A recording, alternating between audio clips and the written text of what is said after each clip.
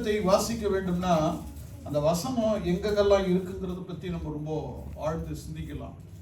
நம்ம டெஸ்ட் வச்சுருக்கிறோம்னாக்கா சும்மா இல்லை, பைபிளை படித்து எக்ஸாம் எழுதுறவர்களுக்கு கோல்டு காயின் கொடுப்போங்கிறது வெறும் வார்த்தைகள் அல்ல. காயின் கொடுப்போம், அதே சமயத்தில் முதல் பரிசும் கொடுப்போம், செகண்ட் பரிசும் கொடுப்போம், தேர்டும் கொடுப்போம். சும்மா ஒரே ஆள் அப்படியே தட்டிட்டு போக மாட்டாங்க. 3 பரிசுகள் நிச்சயமாக இருக்கும். அது என்னென்ன இருக்குன்னு சொல்ல முடியாது. ஃபர்ஸ்ட்டுக்கு கோல்டு காயின் உண்டு, அதில் மற்றது கண்டிப்பாக உண்டு. பிரைஸ் எல்லாம் ஸ்தோத்திரம். இன்னைக்கு மிகப்பெரிய ஒரு ஆபத்திலிருந்து நம்மளை எல்லாருமே கர்த்தர் காப்பாற்றி இருக்கிறார். பிரைஸ் எல்லாம் எத்தனை பேர் நம்புறீங்க?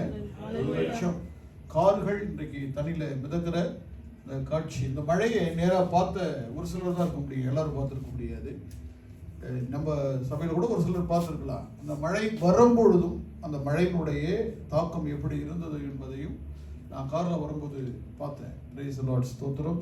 ஒரு செகண்ட்குள்ளவே அப்படியே பூமி முழுவதும் காரிருள் அப்படியே சூழ்ந்தது. லைட் போட்டு மத்தியானம் 2:30 மணிக்கு 3 மணிக்கெலாம் லைட்டை போட்டுட்டு தான் வர முடியுது. மழையை மேற்கொள்ள முடியல. அதே சமயத்தில் எல்லாத்தையும் அப்படியே ஒவ்வொரு இடத்தையும் கடந்து வந்துட்டோம். கடைசி வீட்டு ஓரத்தில் வந்த பிறகு பார்த்தீங்கன்னாக்கா 3 இடத்துல தண்ணீர், பெரிய பெரிய கார்லாம் மாட்டுது, சிக்குது. ஆனால் கர்த்தருடைய கிருபை, நம்ம வண்டி எந்த இடத்துலையுமே சிக்கலை, நிற்கலை, எதுவுமே பண்ணலை. அப்படியே அந்த தண்ணியில் ஃபுல்லாக நீந்தி கரையை கடந்தோம். பிரைசலாட் ஒரு அழிலே சொல்லுங்களா. அதுக்கப்புறம் வண்டியை செக்அப் பண்ணி பார்த்தேன். செக்அப் பண்ணி பார்க்குற பொழுது எந்த விதமான சேதமும் வரலை. ஆண்டவர் எவ்வளவு ஒரு பெரிய பெரிய கிருபை. அதில் இன்னொரு விஷயம் என்னென்னா, மேலே உள்ள சன்ப்ரூஃப் டாப் திடீர்னு அது ரோல் உடைஞ்சி மேலே ஏறி இருந்தது. தண்ணி அடிச்சதுன்னா வண்டி ஃபுல்லாக உள்ளே இறங்கிடுக்கணும். ஒரு சொட்டு தண்ணி கூட வண்டி உள்ளேயும் வராதபடி கர்த்தர் பாதுகாத்து கொண்டார். கர்த்தருக்கு ஸ்தோத்திரம். ஆபத்து நேரத்தில் கர்த்தர் எப்படி துணை நின்றார் என்பதை குறித்து கடந்த 3-4 நாட்கள் வெளியில புறப்பட்டு போகிற பொழுது ஒரு சில இடங்கள்லாம் போக முடிந்தது. அப்போ போகிற பொழுது பார்த்தீங்கன்னா மெயின் பிளேஸ்லாம் நிறைய கார்கள் மிதக்கிறதையும் ஒதுக்கி கிடக்கிறதையும் பார்த்தேன். ஆனால் எவ்வளோ பெரிய நல்லது. இப்போ நம்ம சர்ச்சுக்கு வரும்பொழுது இந்த ஷார்ஜாவுடைய என்டரில் பார்த்தீங்கன்னா ஃபுல் அந்த அண்டர் கிரவுண்டு ஃபுல்லாகவே தண்ணி தெரியல, அண்டர் கிரவுண்டே தெரியல, ஃபுல்லாக எல்லாமே அப்படி மேலே கீழே இருந்து மேலே வரைக்கும் தண்ணீர் நிற்கிறது.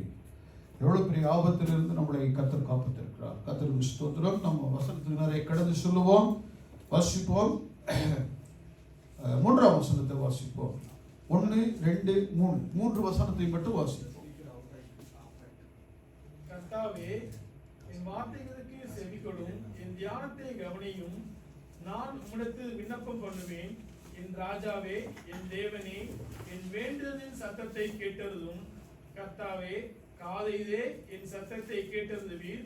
காலையிலே உமக்கு நேரே வந்து ஆயத்தமாகி காத்திருப்பேன். ஆமென். Price the Lord. 3 காரியம் இதுல தெளிவாக இருக்கிறது. கர்த்தாவே, என் வார்த்தைகளுக்கு செவி கொடு. ஸோ ஃபர்ஸ்ட்ல நம்ம ஆண்டவரிடத்துல நெருங்குற பொழுது என் வார்த்தைகளுக்கு செவி கொடு. அப்படின்னவா என் தியானத்தை கவனிக்கணும். நான் எதுக்காக ஆண்டவருடைய சமூகத்துல முழங்கால் படியிடுகிறேன்? எந்த நோக்கம்? அடுத்து வாசிங்க. நான் உம்மிடத்தில் விண்ணப்பம் பண்ணுவேன். பாருங்க, ரொம்ப அழகா இந்த மாதிரியான ஒரு சூழ்நிலை எனக்கு ஒரு சின்ன பிரச்சனை வரும்பொழுது நான் என்ன செய்வேன்? உம்மிடத்துல விண்ணப்பம் பண்ணுவேன். என் ராஜாவே, என் தேவனே, என் வேண்டுதலின் சத்தத்தை கேட்டதும். நான் என்ன எதுக்காக வேண்டுறேன், என்ன காரியம், அதை நீ கேட்கணும். இப்போ ஒரு காரியம் என்னன்னா, நான் ஒரு அறிவிப்பு கொடுத்தேனாக்கா இப்போ கொஞ்சம் ஸ்லோவாக தான் இருக்குது. பிரைஸ் எல்லாம் இப்போ ஒரு ஸ்லோ தான். என்னன்னு கேட்டாக்கா, பாவம் நீங்கள் ரொம்ப சிரமப்படுறீங்கிறது எனக்கு நல்லா தெரியுது. சபையை துபாயில் ஸ்தாபிக்கிற அந்த நாட்களில் காலையில் நான் ஒரு காரியத்தை குறித்து சபையில் பிரசங்கம் பண்ணி முடிச்சு இந்த தேவைகள் இருக்குன்னு சொல்லிட்டு தான் போகிறோம். சாயங்காலம் 6 மணிக்குள்ள பார்த்தீங்கன்னா அந்த தேவைகள் அனைத்தும் பூர்த்தியாக செய்யப்படும். கர்த்தருக்கு ஸ்தோத்திரம். கரங்களை உயர்த்தி சொல்லுங்களா, அல்லேலூயா சொல்லுங்களா. எனக்கு இன்னைக்கு 2 லட்சம் ரூபாய் ஊழியத்துக்கு பணம் தேவை, ஜெபிங்கள்னு சொன்னா சாயங்காலம் 6 மணிக்குள்ள அந்த 2 லட்சம் ரூபாய் பணத்தை கர்த்தர் கொடுத்து விடுவார். கர்த்தருக்கு ஸ்தோத்திரம் உண்டாவதாக. காரணம் என்ன? ஆண்டவரை எந்த நெருக்கத்திலும் நம் ஆண்டவரை தேடுகிறவர்களா இருக்க வேண்டும். ஆண்டவருக்காக நிற்கிறவர்களாக இருக்க வேண்டும். அது கேட்கிறான், என்னுடைய விண்ணப்பம், நான் ஒரு விண்ணப்பத்தை பண்றேன், எனக்கு இருக்கிற பிரச்சனை, அந்த பிரச்சனையிலிருந்து என்னை நீ என்ன செய்யணும், காத்துக்கொள்ளணும். Praise the Lord. சோ நமக்கு செக்யூரிட்டி யாருன்னா ஆண்டவர் தான். Price the Lord. அல்லேலூயா சொல்லுங்களா. நமக்கு செக்யூரிட்டி யாரா? அதுக்கு ஒரு எக்ஸாம்பிள் பார்த்துக்கலாம். என்னன்னா, சாத்ராக் மேஷாக் நீங்க படிக்கிறதோட விடாதீங்க, படிக்கிறதோட விடக்கூடாது, அதை நீங்க அனுபவிக்கணும். உலக மனுஷனுக்கும் தேவனுடைய மனுஷனுக்கும், ஊழியம் செய்கிறவனுக்கும் ஊழியம் செய்யாதவனுக்கும் உள்ள ஒரு வித்தியாசம் இருக்குது. பரிசுத்தமா இருக்கிறவனுக்கும் பரிசுத்தம் இல்லாதவனுக்கும் ஒரு வித்தியாசம் இருக்கும். தேவனை ஆராதிக்கிறவனுக்கும் தேவனை ஆராதிக்காமல் ஏமாற்றுகிறவனுக்கும் ஒரு வித்தியாசம் இருக்கும். கர்த்தரை நம்புகிறவனுக்கும் கர்த்தரை நம்பாதவனுக்கும் ஒரு வித்தியாசம் இருக்கும். நீங்க எப்பொழுதும் என்ன பிரச்சனை வந்தாலும் சரி, என்ன பிரச்சனை வந்தாலும் சரி, ஃபர்ஸ்ட் நீங்க செய்ய வேண்டியது தெரியுமா? ஜெபம்.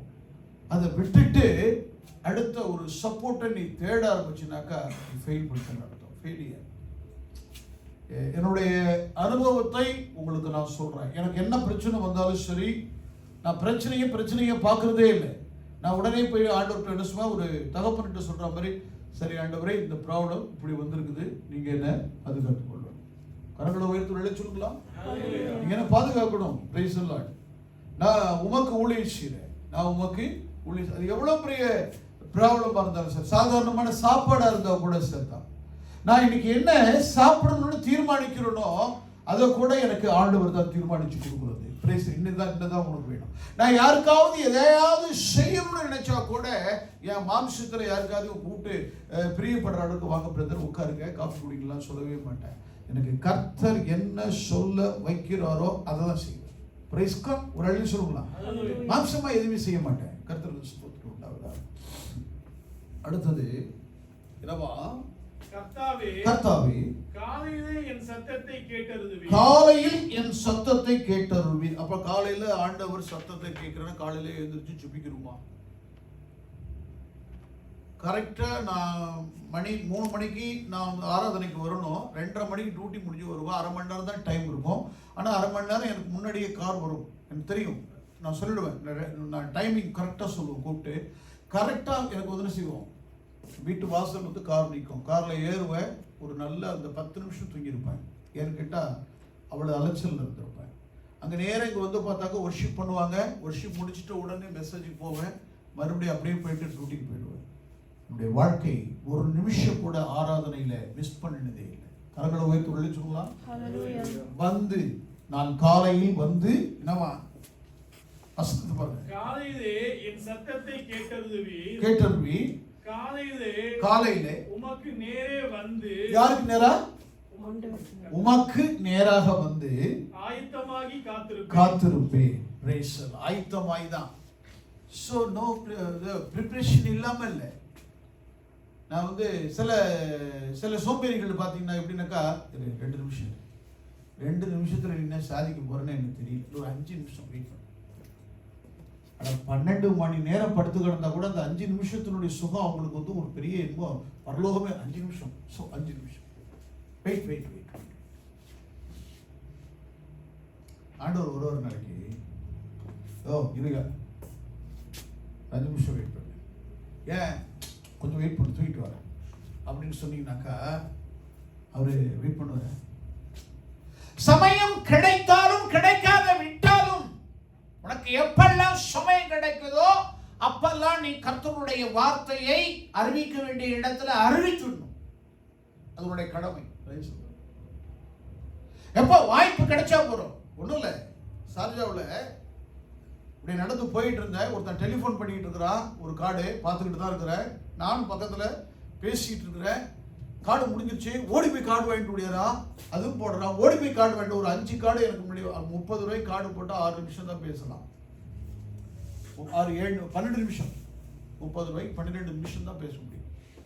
கிட்டத்தட்ட ஒரு 6-7 கார்டு அவன் மட்டும் பேசிட்டு டென்ஷனாக போயிட்டான். நான் அவனை கூப்பிட்டேன், வா என்ன அவனுக்கு பிரச்சனை அப்படின்னு. அவன் அப்படியே பார்த்தா, உன்னை பார்த்தா நல்ல போய் நம்ம இருக்குது அப்படின்னு உடனே இயேசு கிறிஸ்துனுடைய அன்பு சொன்ன, நான் கிறிஸ்டின் சார் அப்படின்றான். கிறிஸ்டின் உடனே அவனுக்கு வந்து என்ன ப்ராப்ளம்னு கூப்பிட்டு ப்ரேயர் பண்ண பிறகு அவன் மைண்டு கிளியர் ஆகணும். ஜெபத்துக்கு இவ்வளோ பெரிய கிருபை வச்சிருக்கிறாரு பாருங்க ஆண்டவர். அவனை யாருன்னு தெரியாது, இன்ன வரைக்கும் என்னுடைய கான்டாக்டில் இருக்கிறான். ஒரு நாள் வரைக்கும் நம்ம சர்ச்சில் வந்தான். என்ன ஒரு விஷயம் அப்படின்னு கேட்டா, இந்த உலகத்துல எதெல்லாம் சாதிக்க முடியலையோ அதெல்லாம் சாதிக்க முடியும்னா வேதம் தான். சொல்லலாம். கைகளை என்ன இப்படி போகுது, நல்ல கையை உயர்த்தி அல்லேலூயா ஆமென். கர்த்தர் நல்லவர் என்பதை ருசித்து பார்க்க வேண்டும். நீ ஆண்டவருடைய வசனத்தை விதைக்காத விட்டால், ஆண்டவருடைய வசனத்தை விதைக்காத விட்டால் அது எப்படி செழிக்கும்? நிக்கோதேமு ரொம்ப அழகா சொல்றான். ஒருவன் நிக்கோதேமு இல்ல, காந்தியகமத்தில் சொல்ற, ஒருவன் எனக்கு போதிக்க விட்டால் எப்படி தெரியும், ஒருவன் எனக்கு சொல்லாத விட்டால் எனக்கு எப்படி தெரியும். அழகாக வேத வசனம் நமக்கு தெளிவு. ஒருவர் மறுபடியும் பிறக்காத விட்டால் தேவனுடைய ராஜ்யத்தை பிரவேசிக்க முடியாதுங்கிறது வேதம் சொல்லுது. நான் கர்த்தருடைய சமூகத்துல ஆயத்தமாகி காத்திருப்பேன். இந்த அனுபவத்தை சொன்னா நீங்க சிரிப்பீங்க. என்னுடைய சர்ச்சில் சும்மா டென்ட் போட்ட சர்ச்சு, அது இப்படி கூரை, என்னுடைய ப்ரேயர் பண்ணக்கூடிய ஃபுல் ஃபீட்டுக்கு முன்னே நல்ல அழகான டேபிள், அப்பயே விளையோர்ந்து ஒரு டேபிள் வாங்கி போட்டிருந்தேன் தேக்கில். ஆண்டவரை பாருங்க, நான் படுத்திருக்கிறது ஒரு கோரப்பாயில, ஆனால் ஆண்டவருக்கு நான் கொடுத்துருக்கிற ஃபுல் ஃபீட் இருக்கு பாருங்க, அது விலை உயர்ந்தது. கோல்டு வித்துட்டு மரத்தால் செய்யப்பட்ட, இன்னும் வச்சிருக்கிறோம் பத்திரமா தேக்கு டேபிள். இந்த டேபிள் ஃபுல் ஃபீட் வச்சிருக்கிறேன், பத்திரமா வச்சிருக்க பாதுகாத்து. அதுக்கு பக்கத்தில் 2 கயிறுகள் கட்டி தொங்கும். 2 கயிறு இந்த சைடில் இந்த கையிலையோ இருக்கும். நைட்டில் போய் முழங்கால் படிடுவோம் 11 மணிக்கு மேலே. தர அப்படியே ஜில்லுன்னு இருக்கும். இப்போ இப்பயும் ஜில்லுன்னு தான் இருக்குது, இது வேற ஜில்லுப்பு, அது இயற்கையாகவே இருக்கும். அப்படியே இந்த கையை இந்த பக்கம் ஒரு கயிறுல, இந்த பக்கம் ஒரு கயிறுல அப்படியே கட்டி பிடிச்சிடுவேன். அப்படியே கை கட்டியிருக்கும், சுருக்கு போட்டு கட்டிடுவேன். கட்டிட்டு கை விரிக்கப்பட்டிருக்கும், தளராமல் அந்த இரவு முழுவதும் தேவனுடைய சமூகத்தில் நான் ஜெபித்துக் கொண்டே இருப்பேன். Price the Lord. கரங்களை உயர்த்தி சொல்லலாம். இரவு முழுவதும் என்னால எப்ப நிப்பாட்ட முடியுமோ அப்பதான் நான் பிரேயரை நிப்பாட்டுவேன். அதுல எனக்கு என்னன்னு கேட்டா, அந்த கை கீழே விழுந்துடக்கூடாது அப்படிங்கிறதுக்காக கையை கட்டிட்டு ஜெபணும். அதனாலதான் இன்னைக்கும் மறைவான காரியங்களை கர்த்தர் எனக்கு வெளிப்படுத்துகிற ஒரு காரியம். அந்தரங்கமான காரியங்களா இருந்தால் கூட கர்த்தர் எனக்கு வெளிப்படுத்தப்படுகிறதான காரியம், கர்த்தருடைய சத்தத்தை கேட்கிறதான காதுகளாக இருக்கிறது. கர்த்தருக்கு ஸ்தோத்திரம் உண்டாவதா. மனுஷனுடைய வாழ்க்கையில் அநேக தவறுகள் இருக்கலாம், ஆனால் மனம் திரும்ப வேண்டும், அதுதான் முக்கியம். மனம் திரும்பாத விட்டால் பட்டயத்தை தம்முடைய கருக்காக்குவேன் என்று வேதம் சொல்கிறது. இந்த இடத்துல ரொம்ப நல்லா பார்க்கிறோம். ஆயத்தமாகி என் கர்த்தாவே காலையிலே என் சத்தத்தை கேட்டருளீர், காலையிலே உமக்கு நேராக வந்து ஆயத்தமாகி காத்திருப்போம். ஆயத்தமாகி காத்திருப்போம் அப்படின்னா பல்லு விளக்காம அல்ல, குளிக்காம அல்ல, ட்ரெஸ் போடாம அல்ல, ஏதோ ஒரு அலுப்பு சலுப்பை அல்ல, பர்ஃபெக்டா என்ன செய்யணும், உமக்கு நேராக வந்து நிற்கணும். நல்லா நான் முன்னாடியே சொல்லியிருக்கிறேன், சர்ச்சுக்கு வரும்போது நல்ல ட்ரெஸ் பண்ணுங்க. பார்ட்டிக்கு போகும்போது நீங்க ட்ரெஸ் பண்றதுல முக்கியமே இல்லை, சர்ச்சுக்கு வரும்பொழுது நல்ல ட்ரெஸ் பண்ணணும். நல்ல சாப்பாடு பண்ணுங்க, நல்ல திருப்தியா சாப்பிடுங்க. திருப்தியான என் தகப்பனுடைய வீட்டிலே சாப்பாடு இருக்கிறது, ஆகாரம் நல்லா சாப்பிடணும். நல்ல மற்றவர்களுக்கு கொடுக்கணும்னா திருப்தியா கொடுக்கணும், இல்லைன்னா கொடுக்கவே இல்லை. ஒருவரை விசாரிக்கணும்னா நல்லா உட்காந்து, என்னப்பா நல்லா இருக்கிறியா, பேசணும்னா கமிட்மெண்ட், பேசணும்னா கூட உட்காந்து நல்லா அவருக்கு நல்லா பேசி பாருங்க, மனமிட்டு பேசி பாருங்க, மனமிட்டு கொடுத்து பாருங்க. கர்த்தர் உங்களை ஆசீர்வதிப்பார். பேசலாம். அல்லேலூயா சொல்லுங்களா. ஆமென். அடுத்தது இங்கே பார்க்கிறோம், இப்படி நீ செய்கிறதுனால என்ன நடக்குமா? இடையில அநேக ப்ராப்ளங்கள் இருக்கிறது. தாவீது சொல்லுகிறதை பார்க்கிறோம். 12ஆம் வசனத்தை பார்ப்போமா? கர்த்தாவே நீர் நீதிமானை ஆசீர்வதி. யார் ஆசீர்வதிப்பாரு? நீதிமான்னா யாரு? பக்கத்து பாத்திமாவா? நாம தான். Price the Lord. இயேசு கிறிஸ்துவின் ரத்தத்தினால் கழுவப்பட்டிருக்கிறோம். சொல்லுங்க. அல்லேலூயா. சொல்லவே ஒரு முடியலையா? நம்ம அல்லேலூயா சொல்ல சொல்லதான் அலைகளை தாண்ட முடியும். வெக்கம் சூடு சொர்ணம் எல்லாத்தையும் விட்டாதான் வாழ்க்கையில ஜெயிக்க முடியும். ஒரு எழுதி சொல்லுங்களா? மோகன், நீங்க துபாய்க்கு வரும்போது உங்க சம்பளம் எவ்வளவு? 1200. ஆனா சக்கைய புழிஞ்சு எடுப்பான். எஸ், 1200 ரூபாய் அவர் துபாய்க்கு வருகிற பொழுது வாங்கின. இன்னைக்கு அவர் வீடு கட்டிட்டாரு, பையனை காலேஜில் படிக்க வச்சிருக்காரு. இனி துபாயில் இருக்க வேண்டிய அவசியமே இல்லை. ஆனா இருக்கிறாரு. அவர் இருக்கல, கர்த்தர் இருக்க வச்சிருக்காரு. Price the Lord. இன்னைக்கு 1200 வாங்கலீங்க அவரு. இன்னைக்கு 1200 வாங்கல. இன்னைக்கு நிறைய வாங்குறாரு சம்பளம். ஆனா அவருக்கு நேரம் மட்டும் கிடைச்சிருச்சுனாக்கா சபையை விட மாட்டாரு. அதான் ஒரு விஷயம்.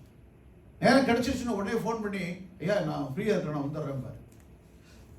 சபையை விட்டு ரொம்ப நாள் வரைக்கும் நின்ன பிறகு நான் ஏர்போர்ட் உள்ள வரப்போ என்ன உடனே ஓடி உடையந்து வந்து ஐயான்னு சொல்லி கையை பிடிச்சார். அது எதுக்கு காரணம்னா, மனுஷனை கடப்படுத்தல, தேவனுடைய அன்பானது கட்டி இழுக்கப்பட்டது. கரங்களை உயர்த்து உழைச்சுங்களா? நான் ஒண்ணுமே பேசல, ஐயா நான் சர்ச்சுக்கு வந்துடுவேன் அப்படின்னாரு. என்னை பார்த்தாரு, பேசினாரு, நான் சர்ச்சுக்கு வந்துடுவேன்னாரு. நான் வந்த பிறகு அவர் கால் பண்ண எடுக்கல. அவரே ஒரு நாள் கூப்பிடுறாரு. எப்படி கூப்பிடுறாரு? ஐயா நான் இப்போ ஃப்ரீ ஆயிட்டேன், வந்தேன், செட்டில் ஆயிட்டேன், ஃப்ரீ ஆயிட்டேன், நான் இனி சர்ச்சுக்கு வந்துடுவேன் அப்படின்னா. பாருங்களா, ஆயத்தம். இந்த ப்ரிப்பரேஷன்ங்கிறது ரொம்ப இம்பார்ட்டன்ட். Price the Lord. கர்த்தருக்கு ஸ்தோத்திரம். கர்த்தர் உங்களை ஆசீர்வதிப்பார். இந்த சங்கீதத்திலிருந்து நாம் தெரிந்து கொள்ள வேண்டியது ஒரு 12 வசனங்கள் தான் இருக்குது. அது எவ்வளவு பெரிய ரகசியம் இருக்குதுங்கிறத நீங்க தெரிந்து கொள்ளலாம். கர்த்தருக்கு ஸ்தோத்திரம். இன்னையில இருந்து இப்பயே ஒரு முடிவெடுத்துருங்க.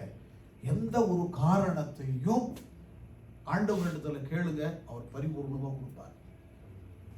டேனியல்கிட்ட போய் ஒரு 1000 ரூபாய் நீங்க பணம் வாங்கினா கடன், அவர் வந்து 30 நாள் எண்ணிக்கிட்டே இருப்பார். சதீஷ் எப்போ சம்பளம் வாங்குவான், எப்போ வாங்குவான், எப்போ வாங்குவான். 28ஆம் தேதி சாயங்காலமா ஆச்சா, 29 ஆச்சா, 30ஆம் தேதி ராத்திரிக்கு அடிப்பான் போனு. சதீஷே எப்படி இருக்கிறப்பா, நல்லா இருக்கிறியா, பணம் கூட கேட்க மாட்டாங்களே, பணம். அதே ஆண்டவர்கிட்ட கேட்டீங்கன்னா 1000 இல்லைங்க, 1000 கோடியை தருவார். Praise the Lord. அல்லேலூயா. சொல்லலாம், வாரி வாரி இறைத்தான். வாரி என்னன்னா எண்ணி அல்ல, எண்ணி பார்த்து அல்ல, வாரி அப்படியே அள்ளி விதைத்தான், ஏழைகளுக்கு கொடுத்தான். அவனுடைய நீதி என்றென்றைக்கும் செழித்திருக்கிறது.